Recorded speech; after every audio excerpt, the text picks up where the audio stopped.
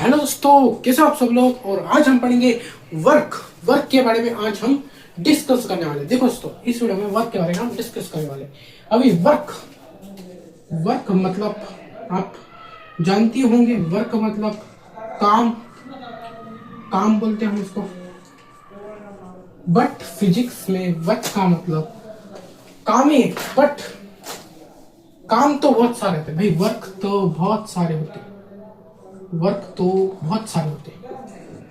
आप एक physical work करते हो और मेंटल मतलब आप पढ़ाई करते हो, जैसे बैठे बैठे कुछ काम कर रहे हो, उसको भी वर्क बोलेंगे। और फिजिकल वर्क मतलब चल रहे हो, फोर्स लगाए हो किसी पर, या किसी को धक्का देके उधर सरका रहे हो, मतलब वस्तु को, जो चीजें हमारे घर पे उधर उधर उनको सब ध्यान से रखने का, वो भी एक काम।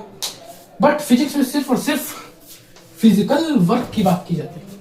फिजिकल वर्क की, मेंटल वर्क की बात नहीं होती, क्योंकि वो मेंटल वर्क है, वो बैठे बैठे हो रहा है। इसलिए वो फिजिकल वर्क चलना पड़ रहा है, डिस्प्लेसमेंट करना पड़ रहा है, फोर्स लगाना पड़ रहा है। इधर देखो, फिजिकल वर्क में हमको डिस्प्लेसमेंट करना पड़ता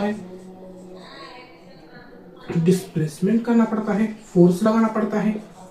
और ये क्या है, ये सब फिजिक्स के ही फिजिकल क्वांटिटीज है। इसलिए फिजिक्स में वर्क में सिर्फ फिजिकल वर्क ही लेता है फिजिक्स। चलो फिर वर्क असल में क्या है वो हम देखते हैं। चलो देखो, वर्क असल में है क्या। वर्क मतलब देखो, work is said to be done when the applied force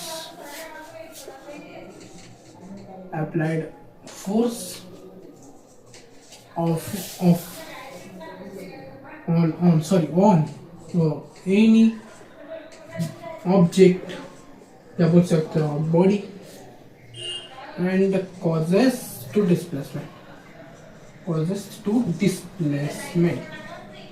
देखो, वर्क का मतलब होता है, फिजिक्स में वर्क का मतलब होता है किसी ऑब्जेक्ट पर हमने फोर्स लगाया, किसी ऑब्जेक्ट पर हमने एफ नाम का फोर्स लगाया, और उस ऑब्जेक्ट ने फोर्स लगाने की वजह से उस ऑब्जेक्ट ने डिस्प्लेसमेंट किया। और डिस्प्लेसमेंट समझो कितना भी हो सकता है, x मीटर उसने डिस्प्लेसमेंट किया।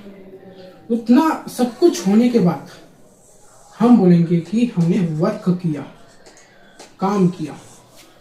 क्या है वर्क की प्रोसेस, क्या है, कोई ऑब्जेक्ट को पहले फोर्स लगाना, और फोर्स लगाने की वजह से वो ऑब्जेक्ट डिस्प्लेस कर रहा है, तो हम बोलेंगे कि हमारा वर्क खत्म हो गया।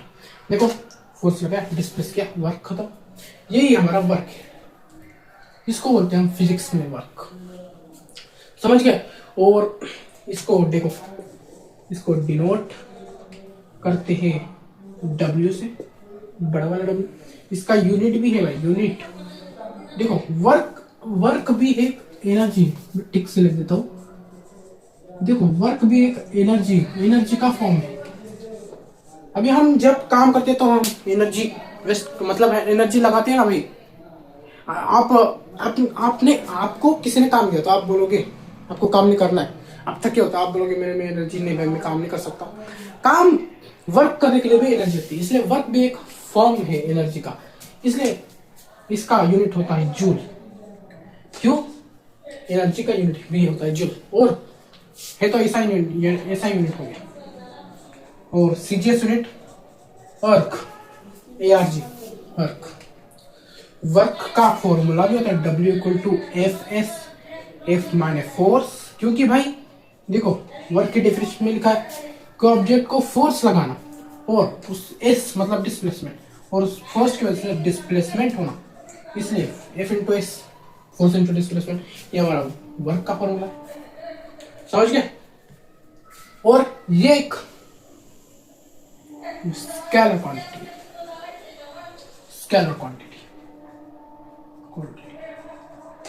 देखो, वर्क को डिनोट करते हैं W से, उसका यूनिट है जूल, ऐसा यूनिट है उसका जूल, और सीजीएस यूनिट है अर्क, F का फॉर्मूला F×S, F माने फोर्स, S माने डिस्प्लेसमेंट, और एक स्केलर क्वांटिटी है। समझ गए, ये है हमारा वर्क। और वर्क हुआ फिजिक्स में वर्क हुआ, हम कैसे कह सकते हैं, जब किसी ऑब्जेक्ट पर फोर्स लगाया और उस फोर्स की वजह से वो ऑब्जेक्ट की डिस्प्लेसमेंट हुई, तब हमारा वर्क होगा। अभी ऐसा क्यों कहते हैं? देखो, वर्क का फॉर्मूला क्या है? F S, force into displacement.